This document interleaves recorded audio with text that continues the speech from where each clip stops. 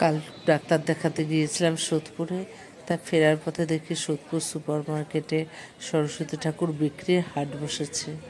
তা ভেতরে ঢুকে দেখছি ঠাকুরগুলো, এত সুন্দর ঠাকুরের মুখগুলো না, এত ভালো লাগছে কোনটা থেকে কোনটা দেখব। মানে প্রতিটা ঠাকুরই খুব সুন্দর, কিন্তু কি আর করব, আমার তো আর কেনার উপায় নেই। কেন গেলবার থেকে আমার বাড়িতে সরস্বতী পুজো বন্ধ হয়ে গেছে। ছেলে চাকরি পেয়ে গেছে পড়াশোনা শেষ করে, আর মেয়ে পড়ছে ব্যাঙ্গালোরে।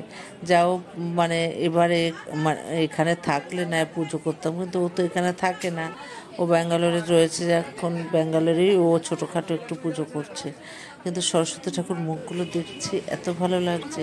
তাই চিন্তা করছি ছেলে মেয়ে দুটোর কথা। যখন ছোট ছিল দুটোকে নিয়ে সরস্বতী পুজোর বাজার করতে যেতাম, ঠাকুর কিনতে যেতাম, ছেলে বলতো এটা নেবো, মেয়ে বলতো এটা নেবো। তাই এই নিয়ে দুই ভাই বোনের মধ্যে খুনসুটি লেগে যেত। আর তখন আমি বকাবকি করতাম যে তোদের পছন্দ মতো নেবো না, আমি এখন আমার পছন্দ মতোই নেবো, নাহলে তোরা আবার ঝগড়া করবি।